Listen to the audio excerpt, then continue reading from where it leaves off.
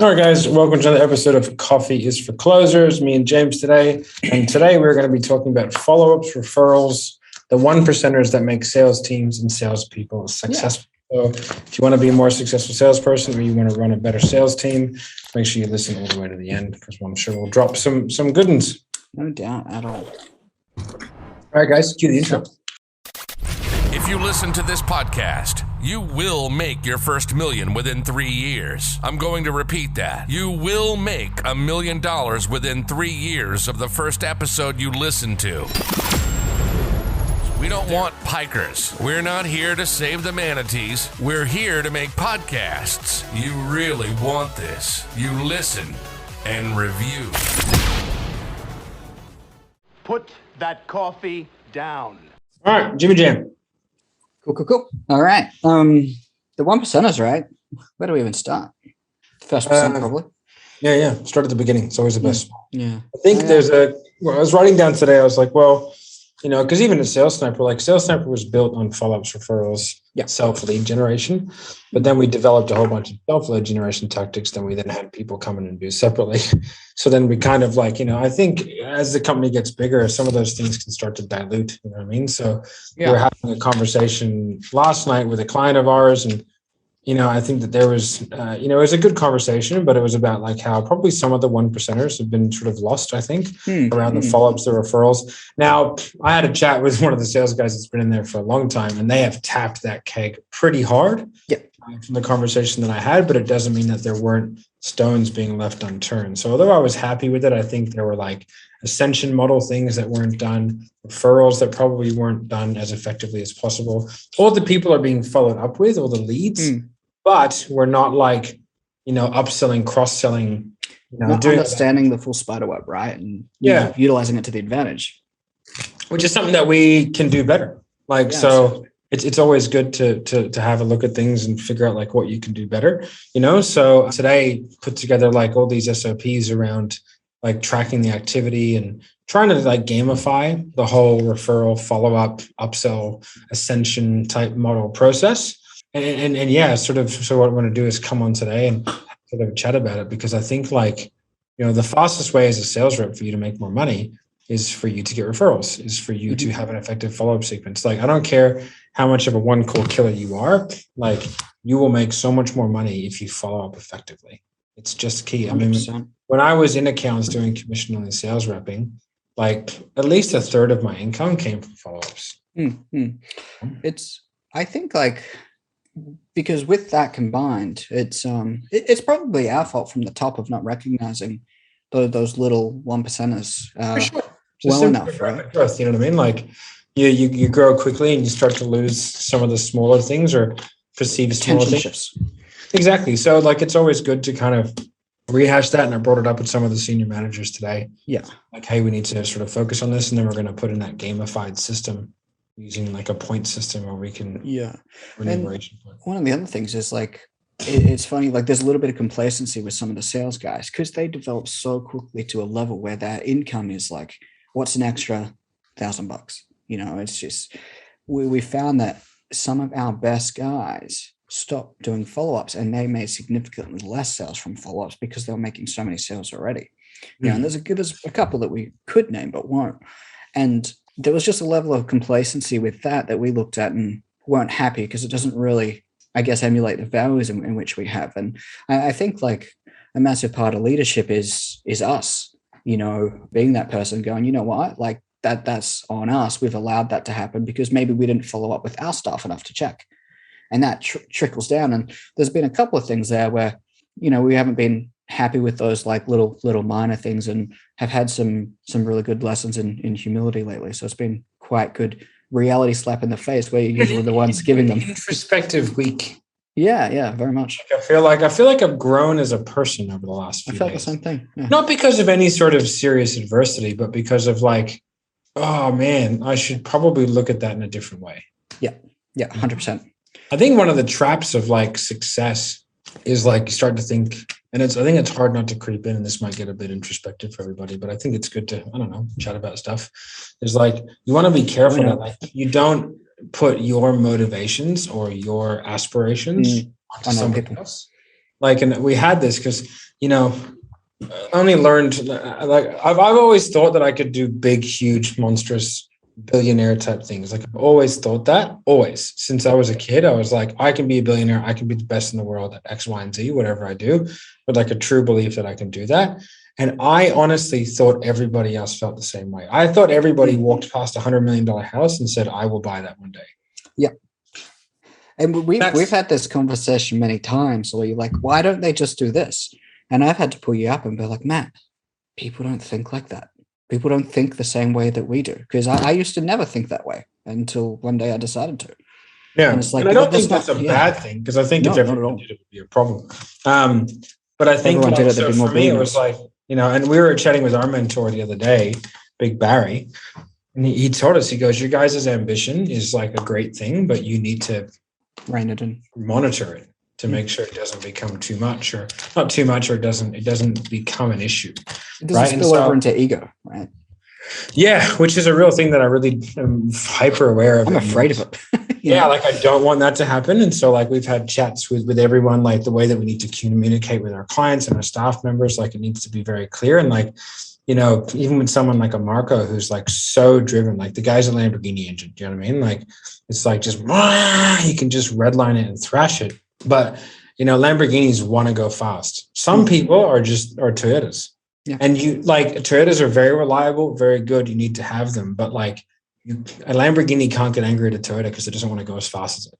Yeah, just physically. It doesn't have the engine. Yeah.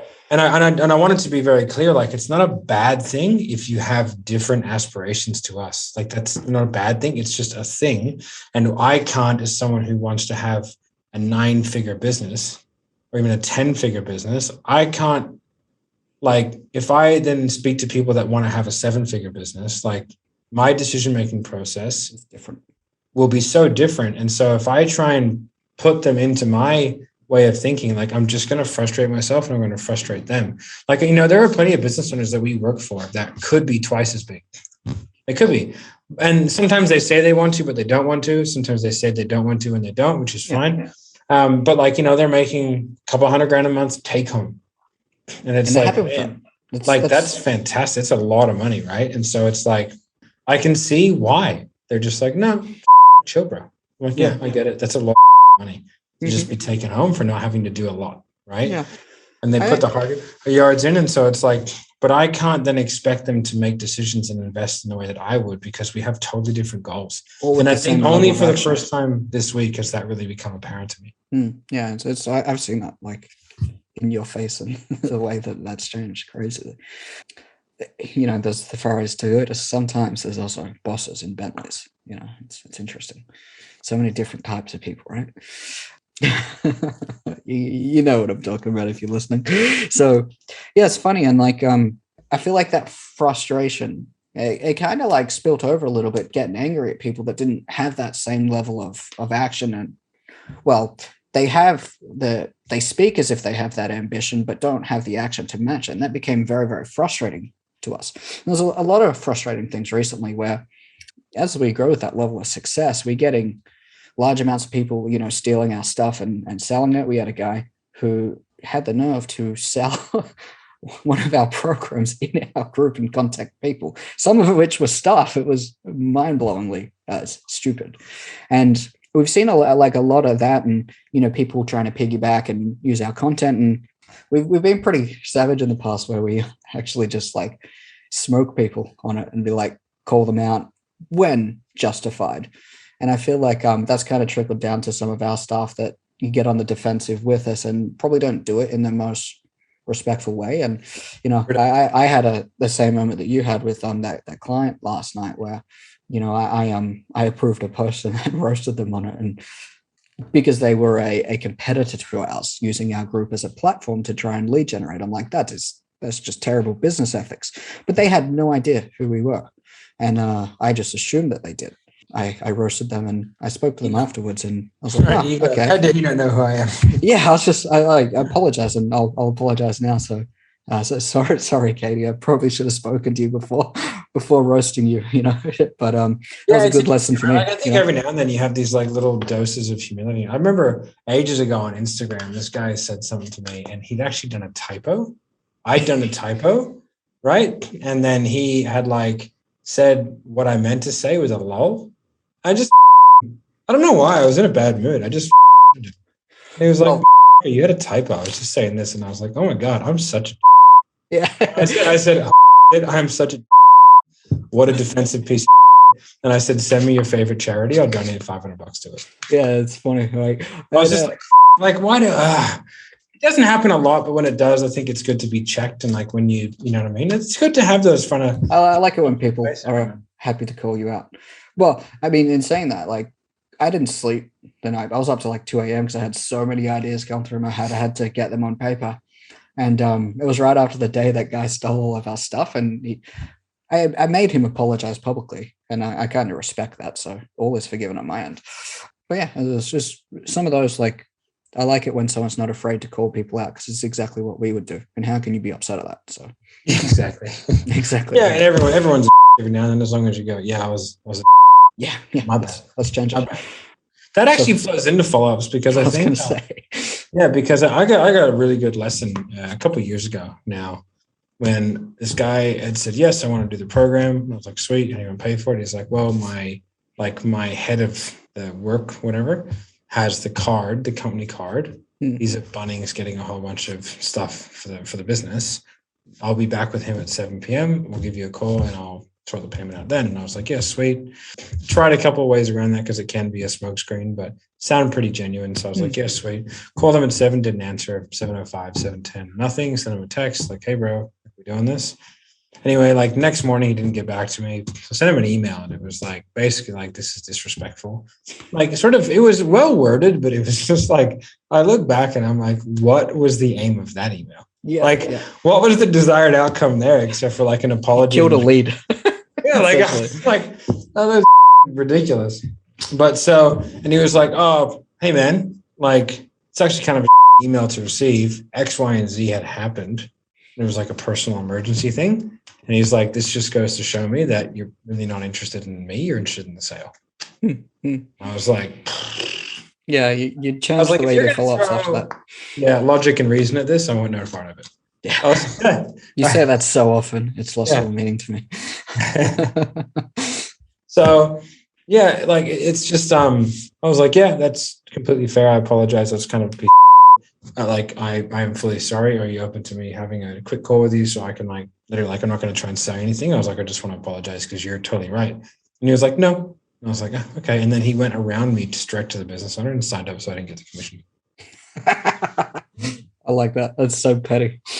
Brilliant. But that was a great lesson for me. And like my follow-up changed dramatically after that. Because it's like, who cares? Did it? You know what I mean? Did your follow-up change or did your mindset change around the follow-up where it's my mindset around it changed because I changed to like who cares? Like I'm gonna do my follow-ups, but if the person's ghosting me, who cares? I just like my assumption changed from like I was like, oh, I assumed that guy was ghosting me, but he was actually just really busy with a personal matter. So I was like, man, I wonder how many people that have ghosted me are actually just busy because of a personal matter that I just make a passive aggressive text to. Or it's funny, like thinking about that. It's like as if you're that important that this guy cares enough to personally ghost you and avoid you. Like, as if you're special in that guy's life that he's going to go out of his way to like, I don't want to speak to this guy. Yeah, so from there, I just started like my follow-up became more consistent, more aggressive in the terms of not like the aggressiveness of what I said, but like just like it was far more persistent. And I started making way more sales from follow-up. And then like I would leave conversations differently. And like I would normalize no-show. Like, hey man, it's totally normal. Like I understand you probably got super busy and forgot the appointment. Just want to make sure like no stress, don't worry about it. Let me know when you're free for like 2 minutes and I can rebook it at a time that hopefully is more convenient for you. Because a lot of the time, like what happens is people get embarrassed that they no-showed and they just don't want to talk to you because it's embarrassing. Yeah. You know, so it's like, if we just normalize that, it's fine. You know what I mean? I bet you like for the guys listening, if you actually think about this, if you've accidentally missed an appointment, how embarrassed you feel about that. And you're like, oh, I'm such a bad person. Sometimes that is exactly what your prospect is feeling because they did not mean it at all. Also, think about this. Let's say you've had a sales call or you with somebody and they're following up with you. right? And you actually want to do it, but there's some things in it. You see their phone number and you go, I actually want to have that chat, but I don't have time right now to have a 15-minute call. I will call that person back. And then what do? You forget, right? So you just forget. That's it. And then you're like, I need to call that guy back. And then he texts you, then you might text him back, then you forget. Like, it's just everyone's busy, man. Like, I got 2 kids, you know? Everyone's busy. So it's like, I think if we just take a chill pill, Winston, but there's no point getting overexcited about it. And we can just all be much happier and more relaxed. Like, I got a message the other day on the Facebook group. It was like, how long do I follow up with someone? It's like, well, just keep following up with them. Listen, am I going to let someone book in 12 sales calls and have a no-show? Like, no, I won't. No. But I'll just change the conversation to like, hey, man, like, you're crazy busy, obviously. I obviously can't give up much more of my time. Is there a time where you will 100% be able to show up? Like, maybe it's 10 p.m. Because, like, I can't give up more hours. You know what I mean? Like, I think we both know this is something that you're interested in doing. This is why you're rebooking. So, like, what's the time here? Because if I can't, man. Like, I can't give up more. I've already given you 4 hours of my time.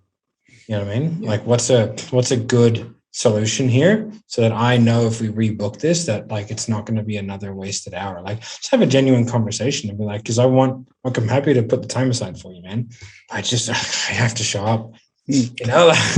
It's funny, right? Because we were meant to film this podcast 2 days ago, and we were doing it on the back of a really big meeting that we had about a potential acquisition. And now we come out of that call and we're just like, oh, we'll give it 10 minutes. Like, I just need to take some notes. I've got a good idea. I want that on paper. And both of us went away to do something. And then that was 2 days ago. It was 2 days ago. And we're like, huh. So it goes to show how easy it is to forget things when something equally important. Time flies. Yeah. Especially like the older you get. I actually watched a video on Veritasism, which is a great YouTube channel, on why time goes faster the older you are. And it's the lack of novel experiences. So the more novel an experience, the more memories are created from it. And your brain perceives time, not in how time, because time is like essentially man-made, right? In terms of like hours and minutes and seconds, right? Yeah. But you perceive time in terms of how many memories are created during an event, right? So like if you, like, it's why like people in the military, even though I was only in the military for 6 years, it feels like a tremendous amount of time in my life because I had so many novel experiences. Same way as in high school, it feels like a long time. Whereas like, it's not, you know, starting a business seems like a long time. So that's why kids, like, you know what I mean? They perceive time differently. So it's the volume of memories that you create, not that, like, that's why if you think back about a holiday, while you're in the holiday, it seems like it went really quickly because you're enjoying yourself. And when you look back, it seems like the holiday went longer for what it was because you have so many memories associated with it. So it was like really interesting. So it's like the older you get, the sort of like the faster time goes. And it's just easier to have things fall through the cracks for a day, a week, a month, a year. That's why it feels so long when the prospects like reading out those credit card digits. 4, 3, 1, 2. It's like, man, it's like a. But for me, I've done it 7 times. It's not a novel experience. Yeah, you know. It sounds like this. Up. That's it. That's how it sounds to me. But then you get one of those prospects that's kind of on the fence and they kind of want to pull out. So they read the numbers really, really fast. 4, 3, 1, 2. But like, you're so used to it, you're like, got it, thanks. Success. Best is, I reckon I've been hung up in the middle of credit card 5,500 times. Oh, it's crazy, right? But anyway, back to the 1%ers and follow-ups. Like, we're going to talk about some of the things that we can actually do to improve that massively.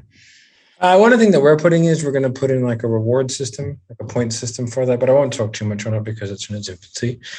But I think like just having like the culture of a sales team needs to be a lot of it around follow-ups and referrals and stuff like that, because like it's a risk mitigation strategy against lead generation falling down. So you know, if you want more information on the nitty-gritty of how we do referrals and follow-ups, go on to salesniper.net.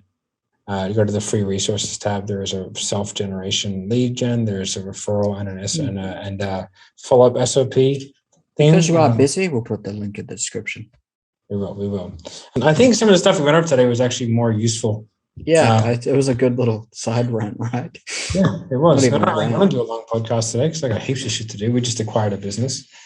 Just then, I'll let you know about it. So, Oh, yeah, cool. I assume we'll just stop recording. We can talk about that.